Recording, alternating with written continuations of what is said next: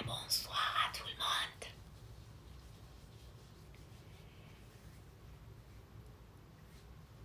J'attends pour que vous veniez et pour qu'on commence notre live. Salut فاطمه. به روی ماهت.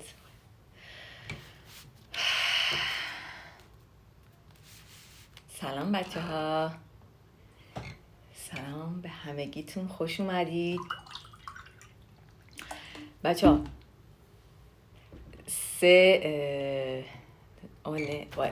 Ça nous reste une seule leçon. فقط برامون یه درس مونده. سلی بچه فقط یه درس مونده. Et on va finir ce livre. بچه راستی بهتون بگم اینم کتاب بعدیه ها. Bonsoir. من نمیتونم. احتمالا آره شما اینو چپه میبینید. اینه کمیونیکاسیون پروگرام. همین کتابه بچه ها. واو. اوکی. همین کتابه منتها نیوه انترمدیرش هست، یعنی سطح متوسط اینه که میخوایم از بعد از آخرین درس شروع کنیم. خب قبل از اینکه بچه ها سلام به همتون، سلام، خیلی خوش اومدید. قبل از اینکه درس رو شروع کنیم، حامد شیردل امشب اون گرامر درس توت و اونو میذارم و انقدر سرعت اینترنت من پایین بود که من نتونستم اونو بذارم، ولی امشب گذاشتمش و اینکه فقط مونده که بذارمش از پرایوتی در بیاد، پوبلیک بشه که بتونین ببینینش. امیدوارم به دردتون بخوره. خیلی خوش اومدید بچه های جدید. آره امیدوارم که به دردتون بخوره. مثلا که میگفتی کجاست رو تلفظ کنیم، من دقیقا یادتون میافتادم. مریم هم اینجاست. خیلی خوش اومدید بچه ها. خب من یادم نره بچه ها بهتون بگم، یکی از بچه ها پرسیده بودش که sous-entendu یعنی چی؟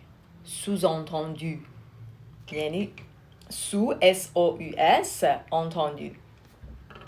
Sous-entendu ça veut dire quelque chose indirectement، یعنی یه چیزی رو غیر مستقیم گفتن، میگن در لفافه گفتن. پس sous-entendu یعنی این سوالی که بچه ها ازم پرسیده بودن، یادم بود بگم. آره خب بریم بچه ها. leçon 39. سلام غزاله جان. On y va. Leçon 39, critiquer. Est-ce que c'est ça? Ouais. On y va.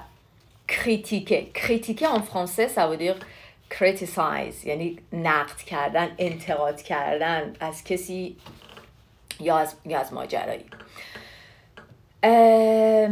C'est quoi le sujet? بچه سوژه این دیالوگ چیه؟ تیترش چیه؟ à la sortie d'un match. à la sortie d'un match. خب یعنی la sortie بچه ها یعنی اون در خروجی، همون exit انگلیسی. à la sortie d'un match. C'est un dialogue entre Jean-Pierre et Benoît. On y va. Jean-Pierre, alors comment tu as trouvé le match? Comment tu as trouvé le match? Benoît, c'était nul. Quel ennui! C'était nul. Quel ennui!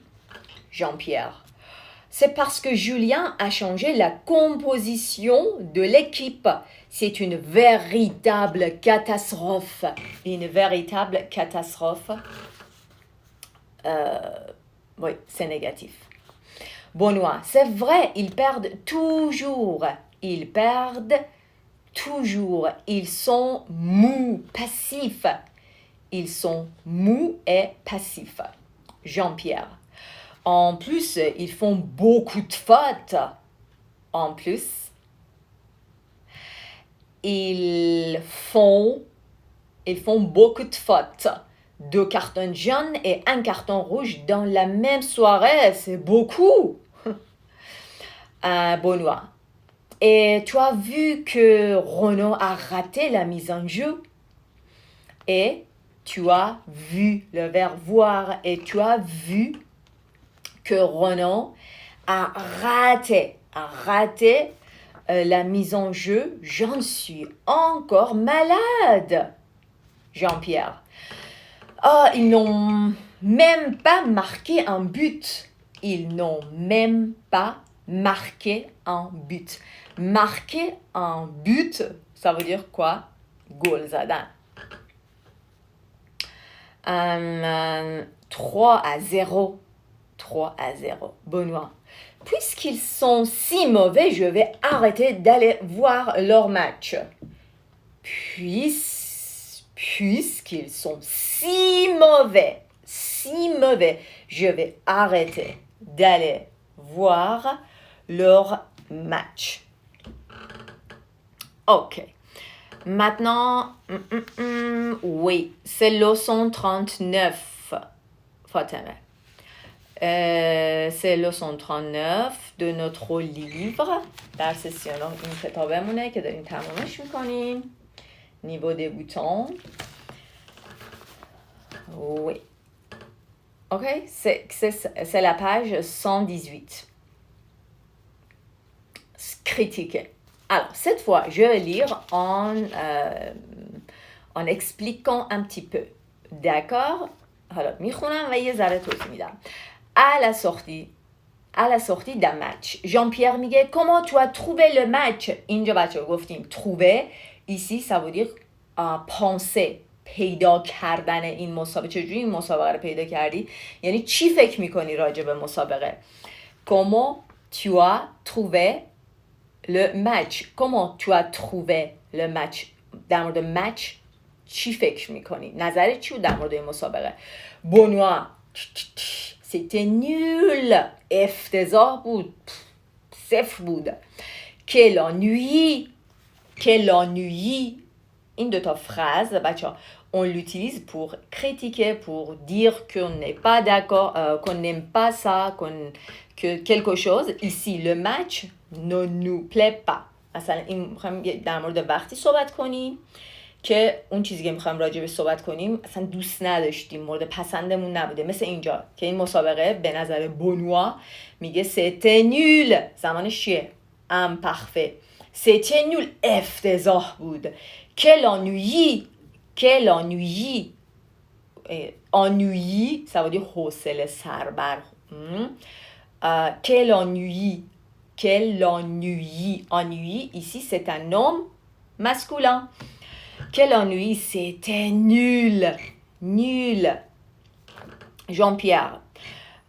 Alors, Jean-Pierre, qu'est-ce qu'il dit? Chimige Jean-Pierre, c'est parce que Julien a changé la composition de l'équipe. De l'autre Julien, d'accord? Julien, tu crois qu'il a changé la composition, la composition de l'équipe.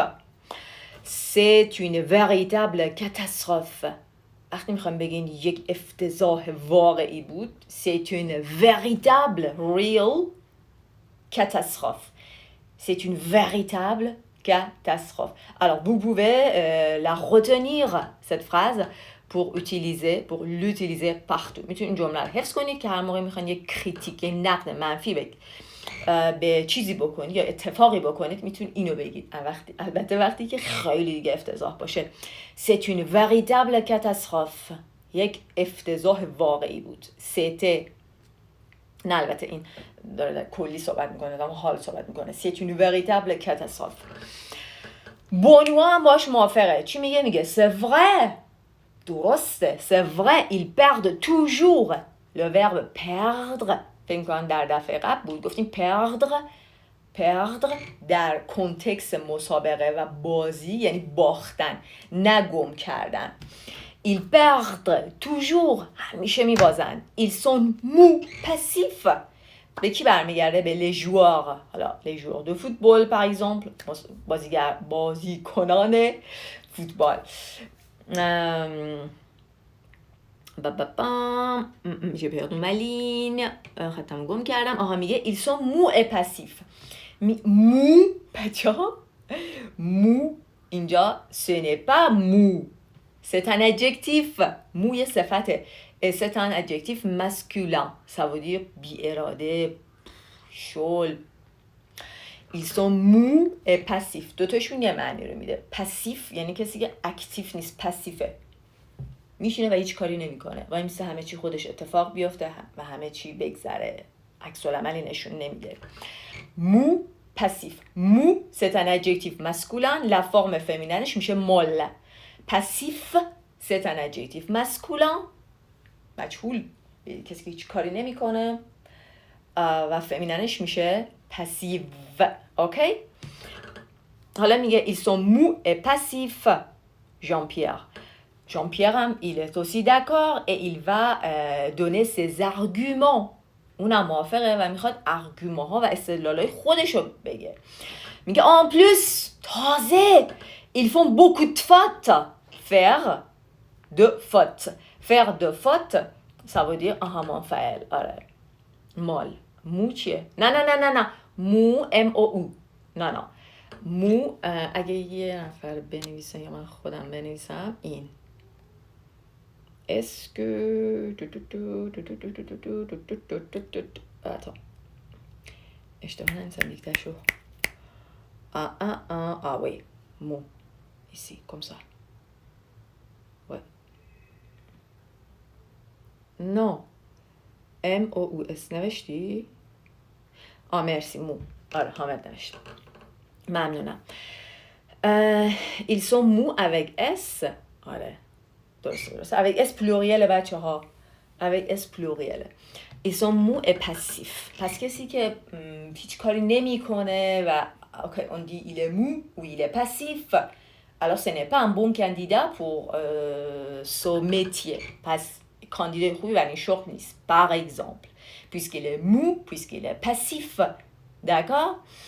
Ce sont deux adjectifs négatifs. Ce sont deux défauts. D'autres défauts هستند. d'autres صفات منفی هستند. alors mou et passif. Empire میخواد ایده اضافه کنه. وقتی میخوای یه ایده اضافه کنی تازه اینم همچنین میگی en plus تازه‌ش هم en plus ils font beaucoup de fautes. خیلی خطا میکنن، خیلی اشتباه میکنن. آره پاسیف اگه اسمشو بذاری میشه پلوریال. نه ils font faire beaucoup de fautes. oui فاطمه مال et féminin ouais. خیلی هم اشتباه میکنن. faire beaucoup de fautes avec S. 2 cartons jaunes، یک کارت، 2 تا کارت زرد و یک carton rouge dans la même soirée. توی شب. c'est beaucoup. c'est trop. خیلیه. میبینیم بچه ها؟ خیلیه. c'est beaucoup.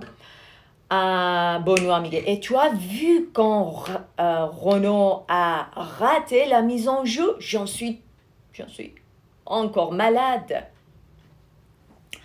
میگه tu as vu. چی رو دیدی؟ vu یعنی دیدن. tu as vu c'est le verbe voir. دیدن پس کمپوزشه. بچه من چرا شما رو نمیبینم؟ اوکی. tu as vu دیدی quand Renaud a raté la mise en jeu bla bla mise en jeu. دیدی که tu as vu وقتی که Renaud mise en jeu شو یعنی حضورش در بازی رو از دست داد، یعنی ازش استفاده نکرد. Renaud a raté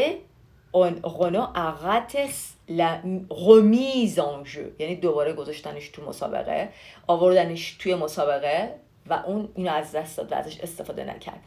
alors raté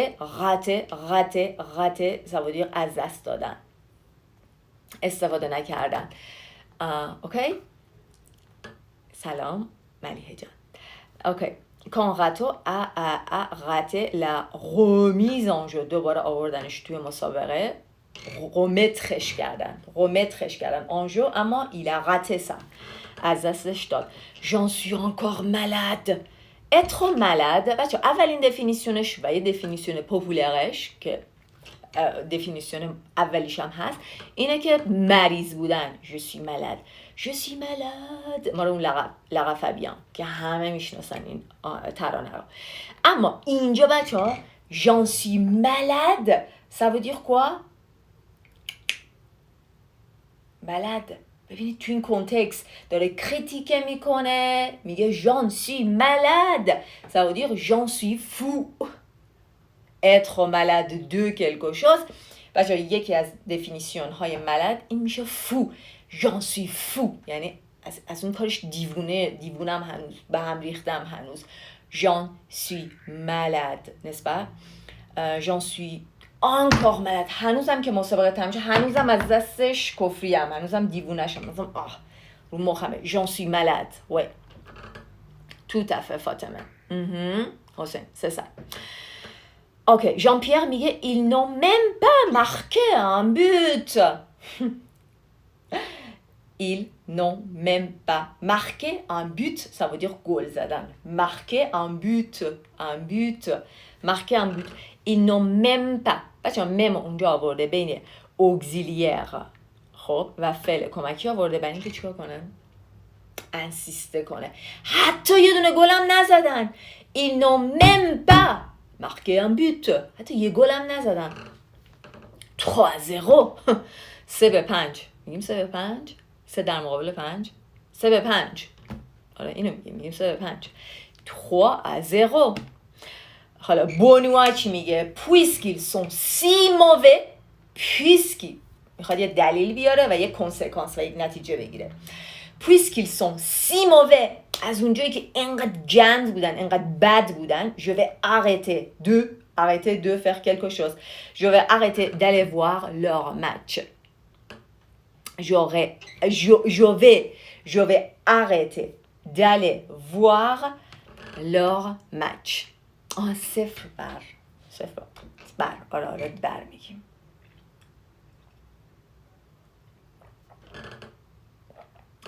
je vais arrêter de faire quelque chose.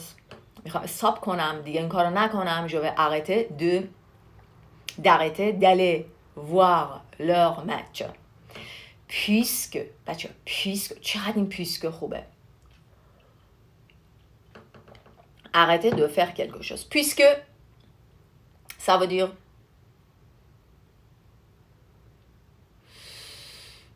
puisque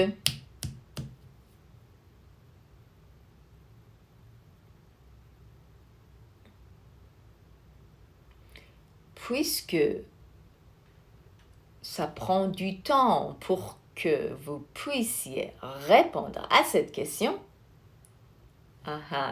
چون که از اون جایی که آفرین مثل انگلیسی میگیم since they played so bad چیکار میکنم؟ کنسکانسش چیه؟ puisqu'ils sont si mauvais je vais arrêter d'aller voir leur match. خب بچه توی این گرامر این درس در مورد اکسپرسیون هایی که کوز رو نشون میده، دلیل رو نشون میده صحبت میکنیم که همه پاسکو رو میشناسید. پاسکو یا پارسکو. اما پاسکو بچه ها خیلی متداول تره. فرانسوی ها ترجیح میدن هی کلمات رو کوچیک و فرمش رو کوچیک تر کنن. اگزامپل il joue mal parce qu'il était malade. oui exactement. از اونجایی که تو هم میدونی که اینطوریه پس من دیگه اینجا هم همچنین بونوا و ژان پیر دوتایی میدونن که cette équipe a très mal joué. خیلی بد بازی کردن. alors کی بونوا و arrêter d'aller voir leur match. دیگه نمیخواد بره اون مچ رو ببینه. salut ملیحه. sois bienvenue. ok c'est pas grave. خب از اونجایی که اینطوری شد. خب در مورد parce que parce que اینه parce que on peut dire il est absent parce qu'il est malade. d'accord. Il ne peut pas aller à la fête parce qu'il a peur d'attraper le Covid. Il a peur d'aller à la fête. میترسه بره مهمونی parce qu'il a peur میترسه d'attraper le Covid. میترسه این کووید رو بگیره. نمیره به اون جشن parce que به این دلیل. و دلیل بعد parce que هم بچه ها انکنوه. چرا نمیری جشن؟ parce que j'ai peur d'attraper le Covid. oui toujours فاطمه. الان میرسیم بهش. puisque معمولا اول جمله مثلا همیشه اول جمله میاد اینطوری یادمه. puisque je ne sais pas la solution, puisque je ne sais pas la solution, je préfère garder la silence. از اونجا که راه حل و جواب نمیدونم ترجیح میدم که ساکت باشم. Puisque par exemple cette semaine je suis très occupée, puisque cette semaine je suis très occupée, j'annule notre live par exemple. میبینی چون که این هفته مثلا خیلی occupé هستیم j'annule notre لایومون رو کنسل میکنیم. میدونید دیگه مثلا هممون میدونیم چقدر الان این دوره امتحاناته یا دوره امتحانات بچه هاست و ما چقدر occupé هستیم همه میدونن. puisque پس کلاس رو انوله میکنیم. à cause de بچه ها à cause de بعدش یه اسم میاد قطعا. à cause de je joue mal à cause de non il joue mal à cause de sa fatigue. اون بد بازی کرد به خاطر خستگیش. à cause de il est absent à cause de sa maladie. Il ne dîne pas à cause de son régime. به خاطر رژیمش غذا نمیخوره. il ne dîne pas à cause de son régime. حالا بچه یه چیز اینجا اضافه کنم. grâce à اونم کوزو نشون میده ولی پوزیتیوه. به خاطر به لطفه. puisque j'aime Mariam, je participe à son live. tout à fait. alors mais c'est très adorable. merci. ok پس بچه ها grâce à این شد. par exemple grâce à cette classe, par exemple grâce quoi, ils étaient absents à cause de la maladie. Ils étaient enfin absents, oui, à cause de la maladie, à cause de sa maladie, par exemple. Ouais, voilà. خب grâce à کی میدونه از بچه‌ها à cause دو کوزو نشون میده بعدش اسم میاد. آره ولی اون کوزه منفی عموما. ولی grâce à toi, grâce à اونم کوزو نشون میده. آره مثلا میگیم grâce à toi on pourrait par exemple on peut manger bien ce soir. به مامانتون مثلا میگه به خاطر شما به لطف شما grâce à vous qu'on mange bien ce soir, qu'on mange par exemple on se régale ce soir که امشب از این غذا لذت میبریم. c'est grâce à toi به لطف شماست به خاطر محبت شماست. grâce à cette fête, grâce je sais pas حتی میتونیم بگیم grâce à cette occasion به خاطر این شرایطی که پیش اومده. grâce à cette coïncidence به خاطر این دوتا اتفاقی که به هم دیگه چی میگن coïncidence دوتا اتفاقی که با هم دوتا چیزی که با هم اتفاق میفته. grâce à ce live je parle très bien. je parle très bien. oh, c'est très bien, j'en suis contente. Hossein, vous pouvez apprendre le français grâce à Mariam. oui c'est ça. ah oui. c'est très bien. alors je suis touchée. ça veut dire تحت تاثیر قرار گرفتم. c'est très gentil. d'accord. پس این grâce à و comme و puisque که دوتایشون هم معنی هست. comme il fait beau aujourd'hui on peut se promener از اونجایی که هوا خوبه میتونیم بریم صبح promener کنیم، یه راهی بریم. Puisqu'il fait beau aujourd'hui, on peut se balader. میتونیم بریم یه ذره گردش کنیم. Se promener et se balader, ce sont deux verbes synonymes. Quoi? Par exemple, comme le prix des logements.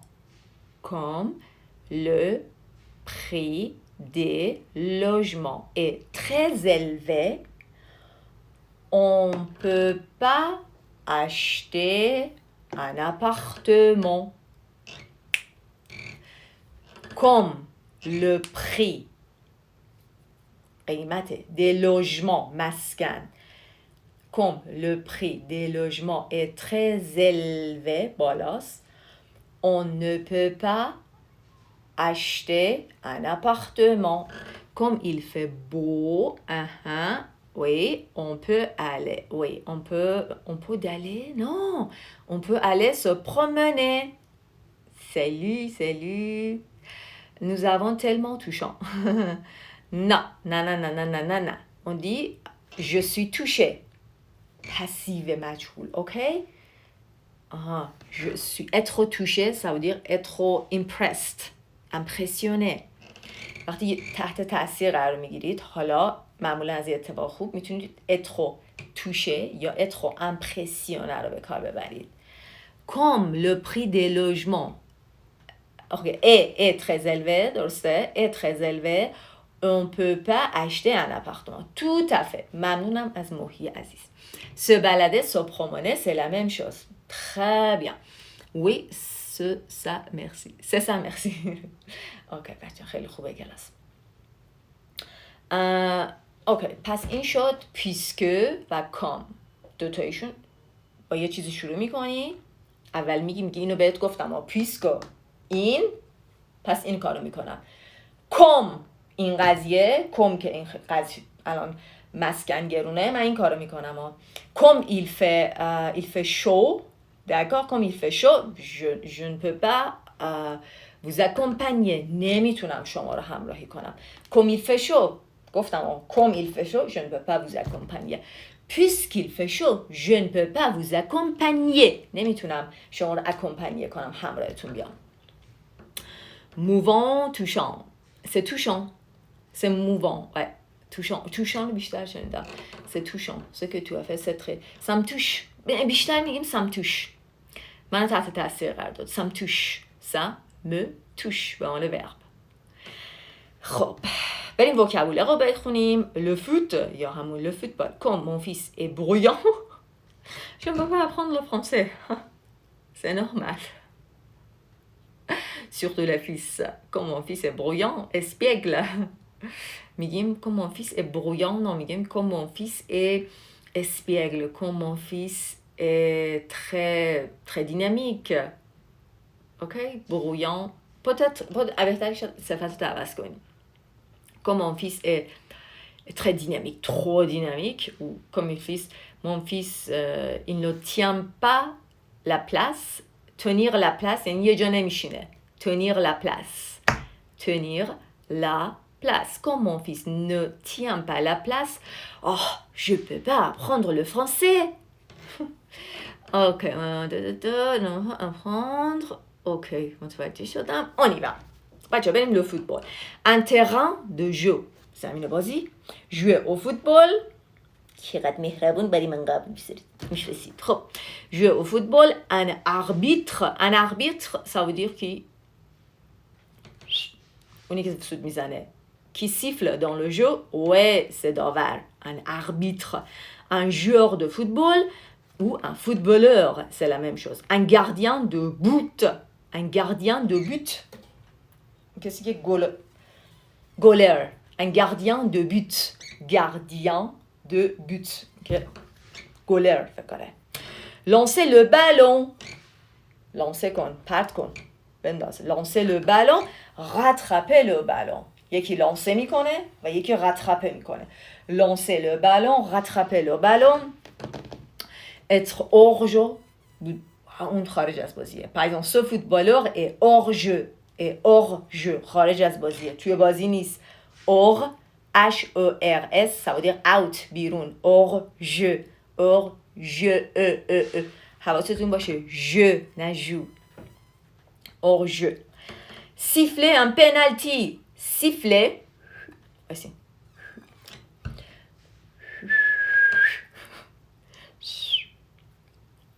بچه سیفل بود اوکی سیفله ام پنالتی یعنی پنالتی رو سود زدن که بعد مثلا یه دیوید بکامی میاد یک پنالتی رو میزنه کی بود alors on dit siffler un but un penalty برای یک پنالتی تو فارسی میگیم برای پنالتی سیفله کردن شوت زدن اوکی marquer un but گفتیم marquer un but مارک کردن یعنی چسبوندن marquer un but گل زدن oui j'ai reçu un carton jaune ou il a reçu un carton jaune یعنی یک کارت قرمز گرفت il a reçu un carton rouge یا il a un carton rouge il a un carton jaune حالا منیر دو دیرم بخونیم چجوری کریتیکه کنیم بچه یه چیز رو کریتیکه منفیه بچه منفیه c'est mauvais c'est très mauvais خیلی بده c'est nul c'est banal c'est nul خیلی افتضاحه صفر داغونه c'est nul c'est une catastrophe ils n'ont même pas بچه دارین کریتیکه میکنین حتی ils n'ont même pas répondu à une seule question ils n'ont même pas répondu à une seule question حتی به یک سوالم جواب ندادن ils sont passifs میخوایم یکی از سر کریتیکه کنید میگیم tu es passif tu es mu خانوم باشه tu es passive tu es molle هیچ کاری نمی کنی نشستی منفعلی c'est ennuyeux مخالفش میشه c'est intéressant c'est intéressant جالبه c'est ennuyeux یعنی اصلا جالب نیست خسته کننده است ennuyeux alors c'est le contraire d'intéressant c'est intéressant c'est ennuyeux quel ennui چه حوصله سر نمیدونم تو فارسی میگن quel ennui یعنی اتر رو نشون میده یعنی چه شرایط خسته کننده ایه quel ennui چه حوصله سربری چه شرایط حوصله سربرنده ای بگو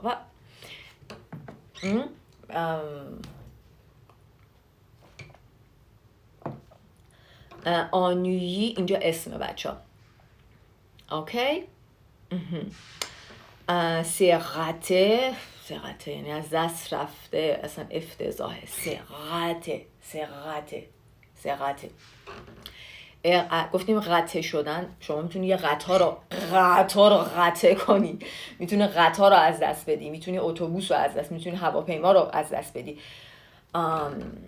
میتونی یه قراری که داری رو قطع کنی حالا اینجا که میگه سرقته افتضاح از دست رفت مثلا این مسابقه تموم شد این اوکازیون و این شرایطی که داشتم قطع شد از دست رفت سرقته